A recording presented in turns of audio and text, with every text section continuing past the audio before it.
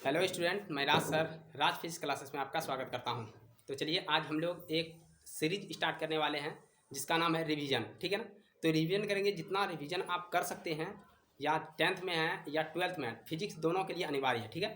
जितना ही आप रिवीजन करेंगे उतना ही ज़्यादा आपका अच्छा स्कोर आएगा, अच्छा आप जो है बेहतर प्रदर्शन कर सकते हैं अपने एग्जाम में। और ये जो टाइम बहुत कम बचा हुआ है तो आपको रिवीजन करना बहुत ज़रूरी है। तो चलिए बिना जो है ना लेट किए हुए हम जो है रिवीजन करते हैं प्रकाश के परावर्तन चैप्टर का।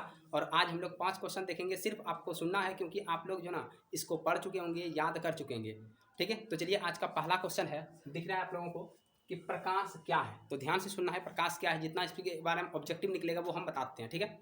प्रकाश वह जो है ना कारक होता है जिसके द्वारा हम किसी भी वस्तु को देख पाते हैं। तो प्रकाश वह कारक है जिसकी सहायता से हम किसी वस्तु को देख पाते हैं। ठीक है ना, प्रकाश कहलाता है। ये आपके जो है ना, यदि 12th में जाएंगे तो वहाँ तरंगदैर्घ्य से जो है ना दिया जाता है प्रकाश क्या है। तो प्रकाश वहाँ बोला जाता है 3900 एंगस्ट्रम से लेके जो है ना लगभग 7400 एंगस्ट्रम तक जिसका जो तरंगदैर्घ्य होता है उसको प्रकाश कहते हैं। लेकिन वो आपका टॉपिक नहीं है। ठीक है। प्रकाश एक सरल रेखा में गमन करती है, ये भी आप लोगों को याद रखना है। प्रकाश की जो चाल है वह 3 लाख किलोमीटर प्रति सेकंड होता है। ठीक है। यदि लिख दें तो ये देखिए, इसमें जो है ना ये क्वेश्चन पूछा जाता है। ठीक है, कि 3 गुना 10 पे पावर 8 मीटर प्रति सेकंड, या इसी को हम लोग लिखते हैं 3 गुना 10 पे पावर 5। यहाँ है मीटर तो यहाँ देखिए किलोमीटर, क्योंकि हम जानते हैं 1 किलोमीटर में जो है वो होता है 10 पे पावर 3 मीटर होता है। तो ये आप लोगों को याद रखना है कि यहाँ जो है ना, जैसे हम मीटर से किलोमीटर में बदलेंगे तो यहाँ जो है ना क्या हो जाएगा, 5 हो जाएगा। ठीक है ना। तो चलिए जो है दूसरा क्वेश्चन देखते हैं। और ये भी आप लोगों को याद रखना है कि प्रकाश एक प्रकार की ऊर्जा है आपकी किताब के अनुसार। ठीक है। तो चलिए दूसरा क्वेश्चन पे चलते हैं। दूसरा क्वेश्चन है कि प्रकाश स्रोत क्या है। ठीक है, प्रकाश स्रोत क्या है।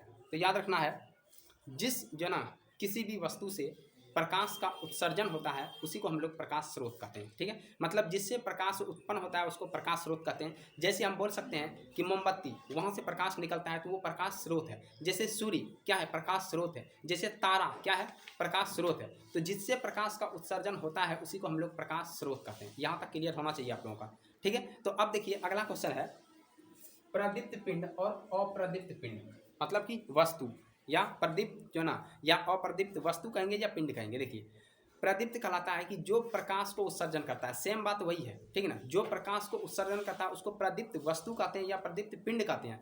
और जो प्रकाश का उत्सर्जन नहीं करता है उसको अप्रदीप्त वस्तु या अप्रदीप्त पिंड कहते हैं। जैसे आप देख सकते हैं ये कलम है, ये कलम से प्रकाश नहीं निकलता है तो इसलिए ये अप्रदीप्त हो गया। ठीक है ना। जैसे हम सूर्य देखते हैं, सूर्य से प्रकाश निकलता है इसलिए वो प्रदीप्त हो गया, या उसी को दीप्तमान भी कहते हैं। ठीक है, इतना आप लोगों को याद रखना है। आप लोग एक रिवीजन के तौर पे इसको देखिए कि जो ना एग्जाम में बहुत इंपॉर्टेंट होता है कि रिवीजन, जितना जो रिवीजन करेंगे उतना ही वो जो ना ज़्यादा बेहतर जो ना प्रदर्शन कर सकते हैं, रिजल्ट अच्छा ला सकते हैं। तो देखिए इसमें एक एग्जाम्पल आता है अप्रदीप्त में। अप्रदीप्त का एक एग्जाम्पल है कि क्या चंद्रमा एक अप्रदीप्त है या प्रदीप्त है। देखिए काफ़ी इंपॉर्टेंट होता है, क्योंकि देखिए चंद्रमा क्या होता है, चमकता है। ठीक है, लेकिन चंद्रमा के पास अपना प्रकाश नहीं होता है। चंद्रमा चमकता है लेकिन अपना प्रकाश नहीं होता है, इसीलिए चंद्रमा को अप्रदीप्त पिंड कहते हैं। क्यों? क्योंकि चंद्रमा सूर्य की रोशनी से चमकता है। ठीक है ना, याद रखना है। तो अगला देखिए, अगला है प्रकाश का प्रकीर्णन क्या है। ठीक है, तो प्रकाश का प्रकीर्णन ये आप लोग जानते होंगे कि जब प्रकाश की किरण जो है वायुमंडल में प्रवेश करती है। ठीक है, तो वायुमंडल में उपस्थित छोटे छोटे जो धूलकण होते हैं, जलवाष्प होते हैं, वो जो है ना सूर्य के प्रकाश को अवशोषित कर लेते हैं। लेकिन जो अवशोषित करते हैं वो ज़्यादा हो जाता है। ठीक है ना, इसलिए कुछ भाग को रख के शेष भाग को छोड़ देता है, उसी को कहते हैं प्रकाश का प्रकीर्णन। ठीक है, प्रकाश का प्रकीर्णन सिंपल सा कहें तो प्रकाश को फैलाने की एक प्रक्रिया है। ठीक है ना, प्रकाश को फैलाने की एक प्रक्रिया प्रकाश का प्रकीर्णन कहलाता है। देखिए एक एग्जाम्पल देके समझाएं यदि हम आपको, तो यहाँ देखिए ये मान लीजिए कि ये पृथ्वी है। ठीक है ना, ये पृथ्वी है और यहाँ पे जो है ना ये आकाश है। ठीक है, और आकाश में यहाँ है सूर्य। अब सूर्य से जब जो है ना प्रकाश की किरण आएगी ऐसे करके, तो जब ये प्रवेश करती है तो ये जो है ना पृथ्वी का वायुमंडल है। अब वायुमंडल में बहुत सारा जलवाष्प है, धूलकण है, बहुत सारा है। ठीक है, तो ये क्या करता है, इस सूर्य के प्रकाश को पकड़ता है, उसके बाद ऐसे करके फैला देता है। ठीक है, ये पकड़ा, इसको ऐसे करके फैला दिया, ऐसे करके फैला दिया।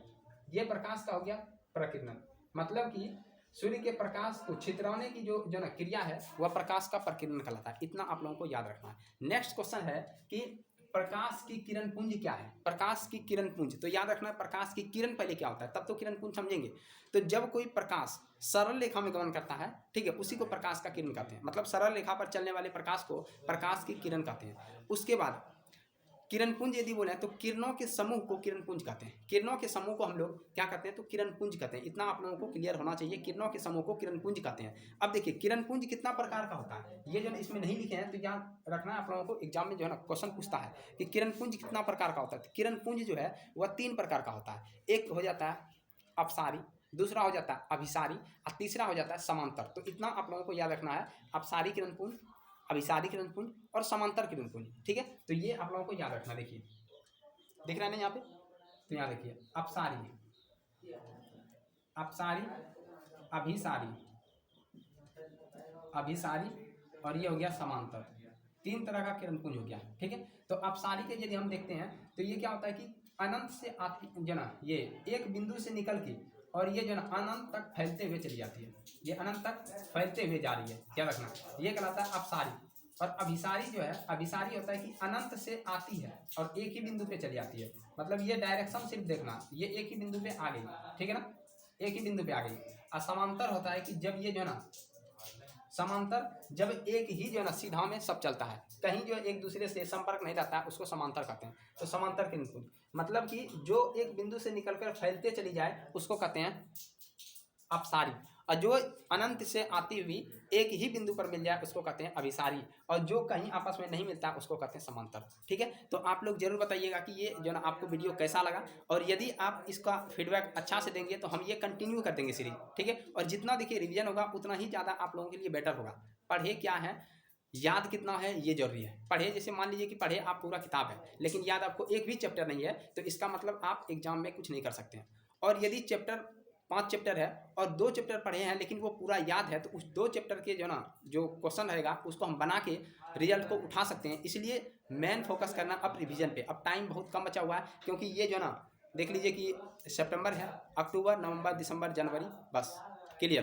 तो इतना ही आप लोगों का जो फरवरी में एग्जाम हो जाता है। तो आप लोगों को करना है क्या, रिवीजन करना, और मेरे साथ प्रत्येक दिन आपको ये वीडियो जाएगा। लेकिन यदि आप अच्छा से फीडबैक दिए कैसा लगा वीडियो, आपको थोड़ा सा सपोर्ट करना है, ठीक है ना, कि वीडियो को शेयर करना है, ठीक है। ज़्यादा से ज़्यादा शेयर कीजिए, ताकि जो आपसे कोई फ़ी नहीं ले रहे हैं, पैसा नहीं ले रहे हैं। तो आपको क्या करना है, बस इतना सपोर्ट के लिए करना है कि आपको वीडियो को ज़्यादा से ज़्यादा फैलाना है, ठीक है ना। और यूट्यूब का परिवार जो है, जो अपना छोटा सा है, उसको बड़ा करना है, ठीक है। तो चलिए जो ना आप लोग कमेंट कीजिएगा। तो मिलते हैं एक बेहतर वीडियो के साथ फिर से। जय हिंद।